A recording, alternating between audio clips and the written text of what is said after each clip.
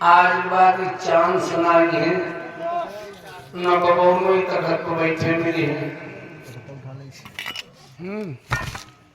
आप लोग शांति बनाए रखना। ले आयो यहाँ ले गए रहती हो हर काट दे। हमारे भैया अशोक बाबू गौतमन खेड़ा से अन्नदान 21 मुद्राएं भेजे। भगवान कल्याण करे। उमा शंकर भैया बल्दी खेड़ा से आपकी तरफ से 101 मुद्राएं समर्पित हैं।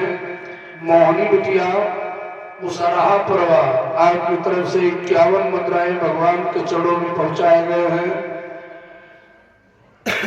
रश्मि बेटा बल्दी खेड़ा से भगवान के चरणों में 11 मुद्राएं पहुंचे हैं।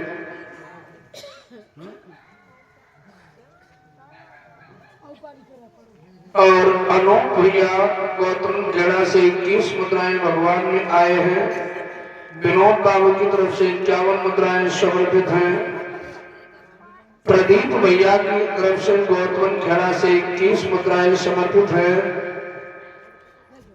और श्री किशन भैया की तरफ से 51 मुद्राएं ठाकुर जी में पहुंच रहे हैं। कोट कोट धन्यवाद है। और मेरे बिहारी जी की सदैव कृपा बरसती रहे। बोलिए वृंदावन बिहारी लाल की। देखो पापी ने जब आग लगवा दी गौतम पहाड़ में ना, तो उसे विश्वास हो गया कि अब दुश्मन मर जाएगा, क्योंकि आग के मुख से कोई बचने वाला। आग के मुख में केवल वही बच सकता है जो सत्यार्थ धर्म करने वाला है, जो सत्यार्थ पतिव्रता देवी है। आग में रामचंद्र जी ने सीता को रख दिया था। उस सत्य है जो अग्नि भी जलने को मंजूर नहीं हुई। अग्नि ने त्याग पत्र दे दिया, मैं कैसे जलाऊं चीटी जलाने लायक। सोच के देखो, एक बार नहीं भगवती सीता की दो बार परीक्षा हुई है। जब भगवान श्री राम निशाचरों का नाश करने गए हैं ना, तब अग्नि देवता को सौंप करके गए हैं। जो गई है सीता लंका, वो नकली परछाई थी, परछाया थी, सीता नहीं थे। डायरेक्ट सीता चली जाती तो हाथ लगाते लगाओ रावण की ऐसी तैसी हो जाती। क्योंकि जो रेखा खींच के लक्ष्मण गए थे उसमें लपट उठ रही थी। मां धत्ते काम खत्म हो जाता तो परछाई तो पूरा वंश चला। भगवती सीता डायरेक्ट जाती तो कुछ रहता बोलो। तो हमारा आपसे निवेदन है, मैं एक प्रश्न बोल रहा था, नौकरी माने क्या होता है ना? ये प्रश्न उठा था, नौकरी माने क्या होता? नौकरी का मतलब होता है गुलामी। नौकरी माने लोग कहे तो ही कबो को गुस्सा में तुम्हारे बाप नौकर होगा, जो गुलामी करी है ना। तो मेरा उद्देश्य है जीवन पा करके ऐसा कुछ करो। ये भैया रहने की जरूरत नहीं, नौकर रखने का प्रयास, गुलामी करने की जरूरत नहीं है।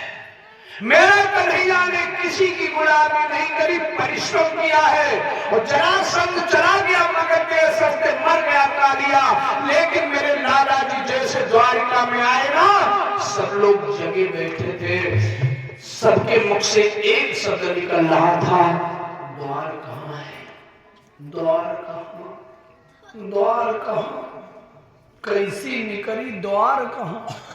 तुमका कोनो घर में लेटा भी लो और स्वागत बेरा उठा दूसरे घर में पड़ा दे, जाने न पाओ तो सवेरे उठ के बाहर निकली हो कि दीवार में मुंह लड़ी जाएगी।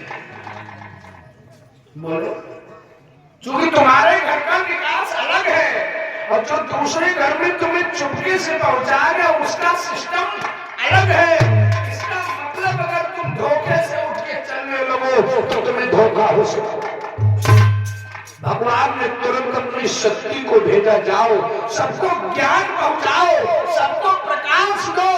जो तुम बोल रहे हो द्वार कहाँ, द्वार कहाँ, द्वार कहाँ, ये तुम्हारे नाम पर ही सुशोभित हो जाएगी, नाम इसके द्वारा विख्यात हो जाएगा।